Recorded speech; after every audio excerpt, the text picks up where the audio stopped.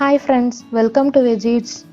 அடுத்ததான் நம்ம சேனலில் வாழைப்பழ பாதுஷா எப்படி செய்கிறதுன்னு பார்க்கலாம். இப்போது ரொம்ப சுவையான பாதுஷா எப்படி செய்கிறதுன்னு பார்க்கலாம். அதுவும் பனானா பாதுஷா எப்படி செய்கிறதுன்னு பார்க்கலாம் வாங்க. அதுக்கு முதல்ல நான் 2.5 கப்பு மைதா எடுத்துக்கிறேன். இது அளவில் தோராயமாக ஒரு 300 கிராம் இருக்கும். இது கூட ஒரு மீடியம் சைஸ் வாழைப்பழம் எடுத்துக்கலாம். இது நான் பூவன் பழம் எடுத்திருக்கேன். அதுதான் நல்லா டேஸ்ட்டாக இருக்கும். கற்பூர வாழைப்பழம் இல்லை வேறு வாழைப்பழம்லாம் எடுத்தோம்னா அது டேஸ்ட் கொஞ்சம் கம்மியாக இருக்கும். பூவன் பழம் எடுத்தோம்னா அது டேஸ்ட் நல்லா இருக்கும். அது ஒரு வாழைப்பழத்தை நல்லா ஸ்மாஷ் பண்ணி இந்த மாவு கூட ஆட் பண்ணிக்கலாம். அது கூடவே ஒரு 1/4 கப்பு ஒரு 100 ml நெய் ஆட் பண்ணிக்கலாம். இது கூட அதே 1/4 கப்பு புளிப்பில்லாத தயிர் ஒரு 100 ml ஆட் பண்ணிக்கலாம். இது கூட 1/4 டீஸ்பூன் பேக்கிங் சோடா ஆட் பண்ணிக்கலாம். தயிர் நம்ம போடலை அப்படின்னா பேக்கிங் சோடா எக்ஸஸாக போட வேண்டி வரும். அதனால் நம்ம தயிர் கொஞ்சம் பேக்கிங் சோடா கொஞ்சமாக போட்டு கொஞ்சமாக டீக்கை உப்பு போட்டு நல்லா கலந்துக்கலாம். மாவு நல்லா சப்பாத்தி மாவு மாதிரி அழுத்தி பிசையக்கூடாது. நம்ம விரல்லையே தான் பிசையணும். அப்போ தான் நமக்கு மாவு நல்லா சாஃப்டாக இருக்கும். அந்த பாதுஷாவோட லேயர்ஸ் நமக்கு உள்ளே நல்லா வரும். இல்லைன்னா பாதுஷா ஹார்டாக இருக்கும், சாஃப்டாக இருக்காது. இப்போது மிக்ஸ் பண்ணும்பொழுது இடையில தேவைப்பட்டால் கொஞ்சமாக நம்ம தண்ணி ஆட் பண்ணிக்கலாம். நான் 2 டேபிள் ஸ்பூன் தண்ணி ஆட் பண்ணிக்கிட்டேன் இந்த அளவுக்கு. இதையே நம்ம கோதுமை மாவில் வேணும்னாலும் செய்யலாம். இந்த மாதிரி நல்லா கையில் ஒட்டாமல் வரும். அந்த அளவுக்கு நல்லா மிக்ஸ் பண்ணிவிட்டு அழுத்தி பிசையக்கூடாது. உள்ளங்கையில் படாமல் நம்ம மிக்ஸ் பண்ணணும்.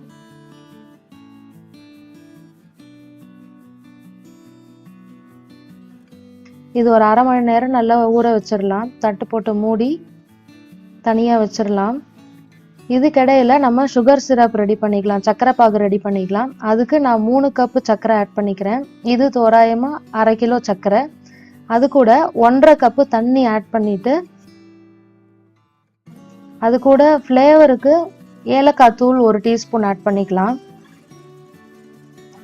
தேவைப்பட்டால் குங்குமப்பூ இருந்தால் அது கொஞ்சமாக ஆட் பண்ணிக்கலாம். தண்ணியில் கரைச்சிட்டு நம்ம அது கூட ஆட் பண்ணிக்கலாம். சர்க்கரை நல்லா கரைஞ்சதும் முதல்ல ஒரு முறை கொதி வரும். கொதி வந்ததுக்கு அப்புறமா ஒரு ஸ்ட்ரிங்கு பதம், அதாவது ஒரு கம்பி பதம் வர அளவுக்கு நம்ம கொதிக்க விடணும்.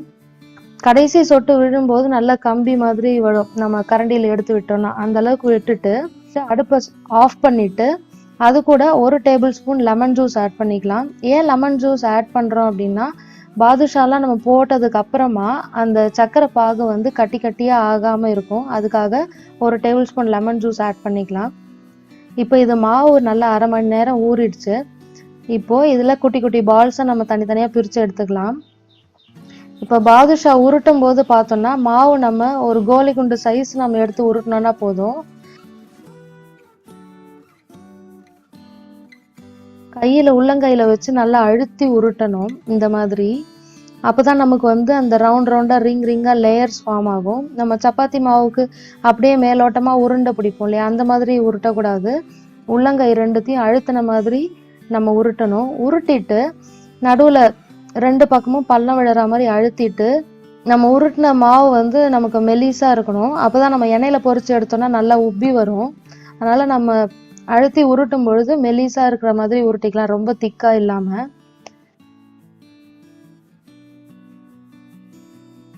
இப்போ இந்த மாவு எல்லாத்தையுமே நல்லா உருட்டி ரெடி பண்ணி வச்சுக்கிட்டோம். இதுக்கிடையில் நம்ம எண்ணெயை அடுப்பில் வச்சு ஹீட் பண்ணி வச்சுக்கலாம். எண்ணெய் ரொம்ப சூடாக இருக்கக்கூடாது. மீடியமான சூட்லேயே நம்ம பாதுஷா எல்லாத்தையுமே பொரிச்சு எடுக்கணும். முதல்ல ஒரு பாதுஷா மட்டும் போட்டு பொரிச்சு எடுக்கலாம். இப்போ ஒரு பாதுஷா மட்டும் போடும்பொழுது என்ன ஆகும்னா, ஒரு சில சமயம் நமக்கு அளவு சரியாக வரலை, ப்ரொபோர்ஷன்லாம் சரியாக இல்லை அப்படின்னா அந்த பாதுஷா ஒரு சில நேரம் கரைஞ்சிடும். அப்படி இருந்ததுன்னா நம்ம அட்ஜஸ்ட்மெண்ட் ஏதாவது பண்ணுறதுனா பண்ணிக்கலாம். அதனால் முதல்ல ஒரு பாதுஷா மட்டும் போட்டு பொரிச்சு எடுத்து பார்ப்போம். இப்போ இது நமக்கு நல்லா வந்திருக்கு. ஒருவேளை பாதுஷா கரைஞ்சிருச்சு அப்படின்னா அதில் மைதா மாவு இன்னும் கொஞ்சம் ஆட் பண்ணணும். மாவு கம்மியாக இருக்குது, அதனால் மாவு கொஞ்சம் ஆட் பண்ணணும்னு அர்த்தம். அதுக்கப்புறமா கொஞ்சம் மாவு ஆட் பண்ணிவிட்டு பிசைஞ்சு வச்சுட்டு அதுக்கப்புறம் பாதுஷா போட்டோம்னா நமக்கு நல்லா வரும். இப்போ இந்த பாதுஷா வந்து 2 பக்கமும் நல்லா பொன்னிறம் ஆகிற வரைக்கும் நல்லா மீடியம் ஃப்ளேம்லேயே பொரிச்சு எடுத்துட்டு சுகர் சிரப்பில் எண்ணெய் எல்லாத்தையும் ஃபில்டர் பண்ணிட்டு சுகர் சிரப்பில் போட்டு வச்சிடலாம். ஸோ பாதுஷா செய்யறதுக்கு ரொம்ப மெனக்கெட தேவையில்லை, ஈஸியாக பண்ணிடலாம். இந்த பனானா பாதுஷா நம்ம யூஸ்வலாக செய்கிற பாதுஷாவை விட ரொம்பவே சுவையாக இருக்கும். இதே நம்ம எண்ணெயில் பொரிச்சு எடுக்காமல் நெய்யில் வேணால் கூட பொரிச்சு எடுக்கலாம். நெய்யில் பொரிச்சு எடுத்தோம்னா அது நெய் பாதுஷா, அது இன்னும் நல்லா சாஃப்டாக இருக்கும், நல்லா ஃப்ளேவராகவும் இருக்கும். இப்போ இந்த மாதிரி ஸ்வீட்டு பலகாரம்லாம் செய்யும்போது எப்போவுமே ரீஃபைண்ட் ஆயில் யூஸ் பண்ணுறது நல்லது. ஏன்னா அதில் கடலை எண்ணெய் வாசனை வராமல் இருக்கும்.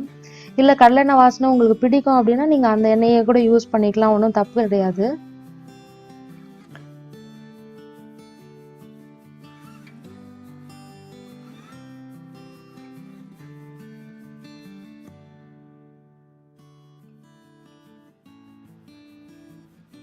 இந்த மாதிரி சுகர் சிரப்பில் பொரிச்சு வச்ச பாதுஷா எல்லாத்தையும் போட்டுட்டு ஒரு 1/4 மணி நேரம் நல்லா ஊற விட்டுறலாம். ஒரு 1/4 மணி நேரம் ஆனதுக்கு அப்புறமா எல்லா பாதுஷாவையும் திருப்பி விட்டு இன்னொரு பக்கமும் நல்லா அந்த சுகர் சிரப்பில் ஊறுற மாதிரி வச்சுட்டு இன்னொரு 1/4 மணி நேரம் அப்படியே வச்சிடலாம். இப்போ இது பாதுஷா நல்லா ஊறிடுச்சு, மொத்தமாக 1/2 மணி நேரம் சுகர் சிரப்பில் இருந்திருக்கு. இதை அப்படியே நம்ம எடுத்து சர்வ் பண்ண வேண்டியதுதான். ரொம்ப வித்தியாசமான சுவையான வாழைப்பழ பாதுஷா நம்ம பார்த்தோம். ஸோ இதை அப்படியே நம்மளோட ஸ்பெஷல் ஒகேஷனுக்கெலாம் உங்கள் வீட்லேயும் நீங்கள் செஞ்சு அசத்துங்க.